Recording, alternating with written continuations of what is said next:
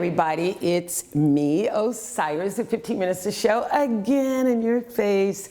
How's everybody doing since last we spoke? You know, we always like to do it live, and I want to give a quick shout out to my boy, Eric Lewis of Nirvana Studio Hollywoods, who helps to make our show possible by allowing us to come into his studio once a month and do our show. Since last we spoke, which is, I believe, about 3-4 weeks ago. Since then, let me tell you about my adventures. I got to exhibit at the Saatchi Art Fair in Dallas, Texas. It was huge. Love me some Saatchi. Everybody there was really nice. The team is supremely supportive. So I don't want anyone, artists out there, to say that when you go to a fair, expect all of the pressure to be on the presenters, because some of it is on us. Now, when you are first there, I would tell you just really quickly, it was about making contacts for me. Some people have been there a few times, and for them, some other things happened, but for me, it was about meeting all of the wonderful people that I met, and I got some great contacts from that. So, that being said, you know, we always like to do it live. And so today we have a special guest. Her name is Karen E. Griffin. She is the owner of the artby.elewis studios. And she is a textile artist hailing from the great big city of Kansas City, Missouri, although her art and her work takes her well outside of the box. Then, before we talk to her, of course, you know I have to talk about my little stuff. So, last time we talked about my book, and so I think I left you with when I met Nikki Michaels in San Francisco. I was going to the Aurora bookstore. There's my book, Nita, as my grandmother would say, Lita K. And there's my book on the back. You guys, I never show you the back. That is my brother Kenneth, one of my little favorite Capricorns in my whole world. He's no longer with me, but that's when we were really little bitty itty kids. And so that's me, and look at what I became from being that little country girl. Look at that. Guts, determination, some courage to help her friends, family, and spirit. You can do it. So anyway, last time we talked real quick about the book, because I have a few more things to say today about the book. So, metaphysics I got into. Finally, I learned a lot about theosophy and those kinds of things by studying metaphysics. I went to a metaphysical school. Dr. Paul Masters here in LA. At the time, he was here in LA on Hollywood Boulevard, but he left and moved to Arizona, I think they are now, many, many years ago. So in between those times, I still continued to study astrology. Meanwhile, I became a Buddhist, started chanting, grounded me endlessly. Grounded, because even though I knew all of that information, I had actually no practical way to put it to use. It was just like information floating in my head. So I started doing that, did a little bit of modeling, things like that in between jobs, finally landed at the William Morris Talent Agency. After doing all of that, still kept on doing a little modeling here and there, just one of those women of all trades. And so that's why I am the Osiris that I am, and that's why we know and we love me, just the way that I am. So, anyway, we want to talk a little bit about Asarasi Water. Hello, Mr. Adam Lazar, the founder of Asarasi Water. And I know a lot of you out there, but it's getting hot. You're going to be thirsty. And although there's beer, wine, all the other liquors, even sodas, none of them take the place of good old water like Asarasi. Adam Lazar and his lovely daughter were out in Vermont one day, hanging out, trying to find something to do, saw these people, farmers migrating water, and from maple trees, no doubt, put a little sparkle in it, and now we have Asarasi. It is very refreshing. I swear to you, I would not tell you anything wrong. And I think it helps me stay young looking. All right, let's take a sip, and then I'll be right back.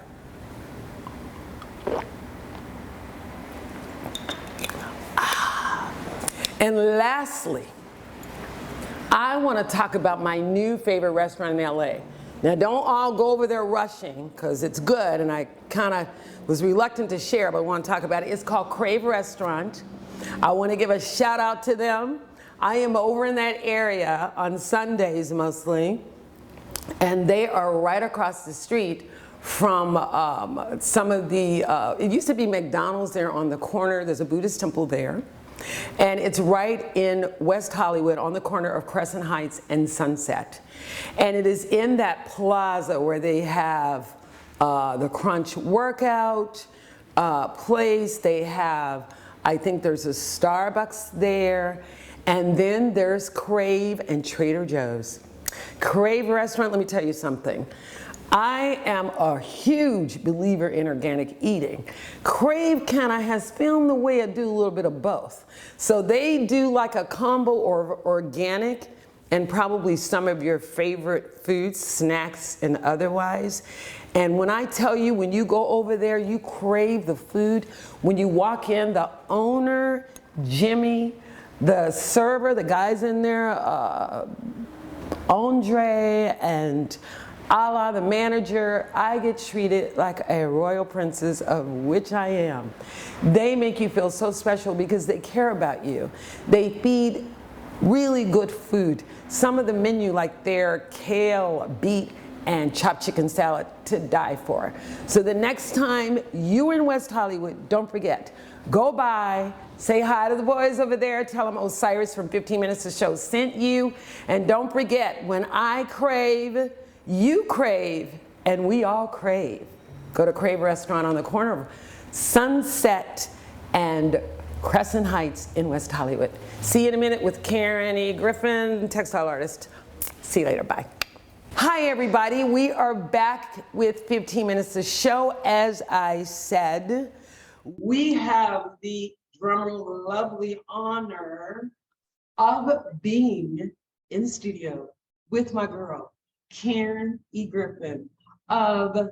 It's Karen E. Griffin, artby.elewis. I'm the owner of artby.elewis, and she's the owner of the studio. Of my studio, right? In my studio. In her studio, so we're in her studio with her and me together. So anyway, yeah. She is in Kansas City, Missouri, as I said earlier. Karen has an interesting background. She is totally motivated and determined to keep the spirit of our ancestries and our ancestors going by using textile as a form to express her inner self and to express the voices of her ancestors. How about that? Okay. So that in itself is powerful. So I'm going to let her take the realm and make sure we have everything clear so you can understand how powerful and how gifted this artist is. As I said earlier, she hurls from Kansas City, but she does not dwell in a box. She goes outside of the area. She has exhibited at a lot of the art studios in other areas, such as Washington. She's done a lot of studios around in the area of Kansas City. And she will tell you more about what her legacy is. It's so much, I can't possibly remember everything, so I'll let her take it over. Hi, honey. Hi, baby girl. How are you? I'm fine. Now, say again, because it's Karen E. Griffin, and then it's artby.elewis. Yes. Say again so everybody can be clear on that you're the owner and that you dwell within your studio and you also do your textile art there. Right. So my name is Karen E. Griffin. E stands for empowered, educated, excited, engaged every day. That's what the E stands for. But E is my middle initial.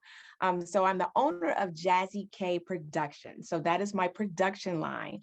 And I'm doing business as artby.elewis. And we have time, I'll explain what that really all entitles.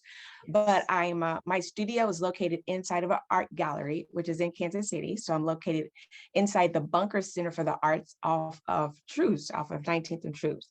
So I have a studio / gallery in my own little space that I just love. As you can see behind me, you can't see everything, but I just had a textile explosion in here because I'm working on a piece and it was clean, but I decided not to clean it for this. So people can see I'm not that clean type artist, but you work. So I am a textile and performing artist. And I'm honored to have the opportunity to been given that torch. The performing artist part is under my belt right now. Is I do a reenactment of Ida B. Wells Burnett. I also do Zora Neale Hurston, and right now I just put into my library Elizabeth Betsy Coleman. So I have all three of those sisters inside of my head. And the way my journey got started, I would have to say it started really when I was 7, not realizing what my mother was doing, but she knew what she was doing when she took my little brown hands and placed them on top of hers at the sewing machine. Now, take note, my mother's been in the garment business for 60 years. She has on her long white robe right now. She is no longer with us, but she earned her long white robe. So when my mother started that, I did not want to be a seamstress. That was not what I wanted to do. I wanted to be an artist. I would just draw all the time. And that's how I got started, from drawing at the age, I think I was like 13 and I started drawing, but 7 is when I understood the humming of the machine, but didn't understand the purpose of why it was humming. When you take 2 pieces of fabric and thread and you open it up and then there's artwork. Clothing is artwork by itself.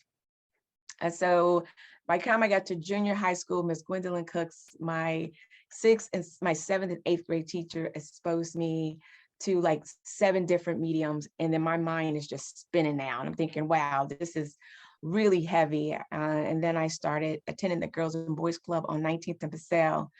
And just so powerful. God's amazing, because the right same place, I'm pretty much back in the community where I started to learn my art forms at. So I'm honored to just come back. I wanted to go to college and, do track and field. That didn't work. And I wind up working at Hallmark Cards, did that for 24 years. So I learned that. And I worked at another museum, which I worked there for 6 years. So I got the museum background, which is all playing in role, right?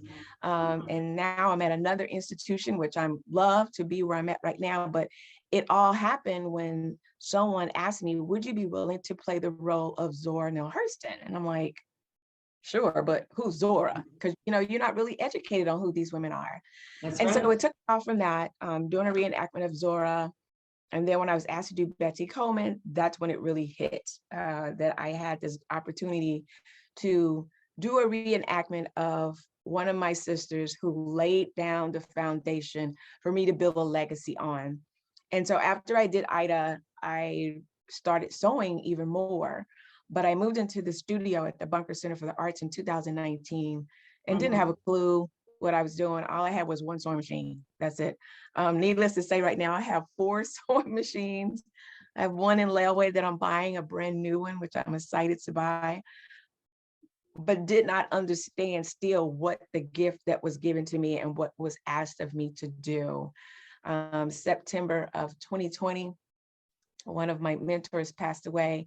And that's when I took a leap of faith, and someone who believed in me in 2017 told me I had it. And I had said, have what? And said, you have this gift, you have this talent. And I'm like, no, I don't. This is just me. And at that time, that's when I was dressed up and I would start doing storytelling, and I would dress vintage. So I have a vintage collection that's out of this world. Of course, the stockings with the seam, I have those too. The essence of a colored woman. It's the way she moves her hair. It's the look how she has up on the midnight air. The way her body moves as she stands still and observes everything around her. But it's her backbone that keeps her and those around her with the flow of bloodness and goodness in her life. Let me stop you for a minute. Oh, great conversation. Let me stop you for a minute. You said storytelling. Let's key in on the word storytelling. Yes. Now, you also mentioned Hurston, Zora Neale Hurston. You mentioned Coleman, and some of our other great historical Black women that we may or may not have heard of. Now, Karen, I met some time ago, and we immediately became sisters. We had the same spirit, same drive, determination. And she was going to leave Kansas City. She was going to try to get out to the West Coast. I was going to do some things to get her out here. But things worked out that she ended up staying there, and look what happened. She was there for a reason. And when I met her, she was doing the museum thing. I'm like, oh my gosh, what happened? And I said, what did you say to make, she said, I opened up my mouth. Open up my mouth. And I said, I want change. I want to be a storyteller. I want to be a textile artist. So tell the audience what happens to you when you have to embody, when you go to work? I know the spirit comes in your hands, and it takes over your grandmother and you feel them and all that stuff, but how do you combine the essence of the art and of the energy that you're talking about when you're doing your storytelling with your fabric story and expresses in that fabric? Can you talk a little bit about that? Great question, totally great question. And to table back on that, the storytelling really took off when I was invited to Australia to do a story at the Australian Jazz Museum. That's when I really knew I had it. So to now be an ambassador for Kansas City when it comes to jazz, going to Australia did it. And then I got my certification. So I'm a national storyteller. I'm also an international because I've been out of the country to tell story. So it all started one day sewing, and I actually saw my mother's hands at the sewing machine, but they were mine. And I saw my mom's hands. And I'm like, this is what you want to do? And it was like, here we go. So what happens is I have two creative ancestors that were on me for like 2 whole years. So what happens is I sit there, there's one that's the creative one. She tells me what to do, what to draw, how she wants to look and everything. And then here comes the other one who will tell me the story. And that story is not done until after I put the pearl in the left-hand corner of each one of my pieces in honor of my mom. But please take note, the one piece that I am so proud of right now is called Ida's Journey to Save Colored Men in America. And right now that's on display at in Minnesota at the Seoul Virtual Art Center. She was on display at the Black Archives, Interurban Art House, and now she's on display in Minnesota. So that is probably one of my most powerful pieces that I have that has a story to it that I do the reenactment. Yeah. Would you happen to have an image of the piece in your studio so we can see it, or you know can you show it to us? I do have a piece. Hold on. The pieces that I'm gonna, so there's a total of 4 pieces. One is I have a mask. The other one is the most powerful piece is a newspaper article because it talks about lynching and how lynching was and how Ida would talk about it. So I'll show you one of the pieces. Hold on. Please. Yeah. So this is the most, out of all the 4, this is the most powerful piece. Oh my gosh. And so can you see the chains on the bottom? Yes, we can. Okay, so this is the most right there. Oh my gosh. This is the most fun and powerful piece. This one was the last one I did because I made 4 and I had them done in April. My ancestors made me wait on this one. And I said, I'm ready to do it. And they was like, nope, you got to wait. This one was called The Door of No Return. And then I changed it. After I looked at it and add the change to it, this one is titled Enslaved Parade. Because if you think about it, our ancestors were the first parade. So Essence Magazine, all the Black magazines out there, this girl has a story. I have a story, but she has a story of what she's doing with textile and material and how she's working and doing that in her own lovely city of Kansas City. And like she said, and like I was saying, she's not inside of a box, she travels. She's done so much, really, it's impossible for me to remember everything. I got her resume just to let you know. It was like this. It was like you know, I had no idea. I didn't realize I did 21 solo and group exhibitions in a year. So from literally November 2020. Yeah, it was 21 has been the magical number. My first solo, I did 21 textiles. Exactly, and some of them were at Bunker Hill, some of them were at the art studios, but they were all over the area. Yeah, and it was just like from knowing her, from where she came to where she, I'm like, oh my gosh, look at this blazing. So it is just a matter of time before the who's and the it's out there hear about her, so she can make Kansas City proud. That she already making Kansas City proud. She makes me proud because I'm connected to her. You know, she makes you proud because you know of her. She makes all of us proud. How can we go wrong with that? So Karen, please tell us a little bit about your next exhibition, what you have coming up that we can look forward to seeing, how we can contact you, your website, which is artby.elewis.com. So yes, artby, B-Y-E, B-Y-E, yeah, art by elewis.studio, It is that studio, not that com. That's right, that studio. That's right. Okay, can you tell us, give us some more information on that? So right now I have a show coming up at Buttonwood. It's the Unreal. It's a group exhibition. They selected 3 of my pieces. One is called Trumpetini, which is a trumpet turned upside down. It looks like a martini glass. And then I have another piece, of course, someone that I admire, Mr. Charlie Parker, when I found out we both went to the same high school together. That one is Practice Hard, Play Loud. And I have one more called 12th and Brooklyn. I stood right on the corner of 12th and Brooklyn and took a photo. It's like a downtown scenery with the sunset. It's beautiful. And so they're not on my website because they're going to a show to help a organization. I just donated a piece to Samuel Rogers Community Center in honor of women who do not have insurance because my mother had alopecia. So I donated a piece to them. And matter of fact, you see this piece right here? Jada, did you hear that? Her mother had alopecia. And really quickly, how did she manage to handle that in the time that she was alive? And that was like still kind of unknown. How was she able to handle that? It was hard. It was hard for her. So you got to think in the 70s, I remember growing up being called an Afro-American, not Black. I don't remember being called Black or African-American. And so I like Afro-American because we had afros, you know what I mean? So I remember when I had this big, beautiful, dirty blonde afro. And then after that, she lost all her hair and she started wearing these head wraps. But because she was a seamstress, her head wrap matched every outfit. But, you know, of course, as a colored woman in America, that's hard for women because when we wear our hair, that's expression of us living our best life. And she didn't say anything until later in life. And I found that she had lost all her hair due to alopecia. So she was embarrassed for one. And so I created a whole series called Crown. So I have a whole series, and the piece that you see behind me, that piece is getting donated to Samuel Rogers Community Center. And it's called My Brown Crown. Yeah, so it's kind of hard, but yeah, that piece is going to them just to inspire another woman. But yeah, my mother took it very hard as not having her hair and not being accepted as a woman in America. Yes, well, you know, it was a big thing too, especially in our community, like your hair is your glory and your hair. Right. And the first thing I did when I got out of my mother's house was cut off my hair.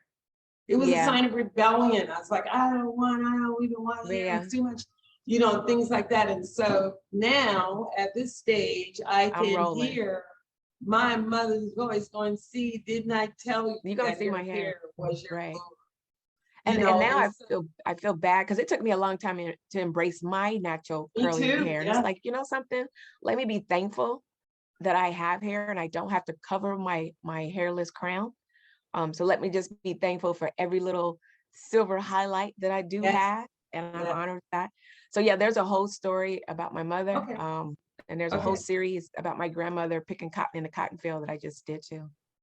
Well, my goodness, there is, I mean, every time I talk to you, I find out more and more how deep and profound your journey has been. And I'm so happy and so honored that I'm one of the people that get to walk through your life with you and share your journey with those out there. Now, really quickly before we go, I need you to tell us again your website, how we can contact you, what is the best way to contact you, when is going to be your next exhibition there, or is the piece you just donated to the Samuel Rogers, is that the next exhibition?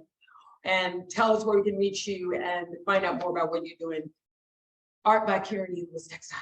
Art by Elewis. So yeah, my name is Karen Griffin. I am the owner of Jazzy K Productions / doing business as Art by Elewis. I'm a textile and performing artist, perform national and international. I am a certified national storyteller. I am also a certified international tour guide. I am a co-host for a radio station here in Kansas City. I know I need to bring you on my radio station next. And so you can find me, I do presentations. You just go to my website, artby.elewis.studio. Right now I have an exhibit coming up at Buttonwood. I have one on display in Minnesota. I have a presentation coming up. Oh my gosh, where's the next one? Oh, I'm doing Fringe coming up. So I have Fringe coming up the end of July, 5-day performance. And those are all in Kansas City. All in Kansas City. Yeah, right now I just have one show. That's one show in Minnesota. In December we had Essence of a Black Woman, which was in Baltimore, Maryland, which a piece went again in honor of my mom. So yeah, that's it for right now. I'm working on pieces and just trying to build my library and ready to present and hit the road when I'm called to come out the box. But I go on a 21-day fast. That's what gets me there. You asked me what gets me there. It's a 21-day fast. Oh yeah. Well, you know, you have to kind of do stuff like that to go in there and being where you are. You know, I'm an artist, so I can relate to that when you have to take away. Yeah. So anyway, that is our 15-minute show. Don't forget to go and push the button, subscribe to my channel. I need you to subscribe. I know I'm giving y'all some good stuff. Come on, push the button and subscribe to the channel. Don't forget to go see my girl, artby.elewis.studio in Kansas City. Don't forget to check her out. She is she's already emerged as far as I'm concerned. And all you guys need to do is know of her Essence magazine. Jada Pinkett Smith, she talks about alopecia, her journey, her mother's journey. That's an important story. Essence magazine, please tag her. She is got some stuff going that is unbelievable. And tag me while you're at it.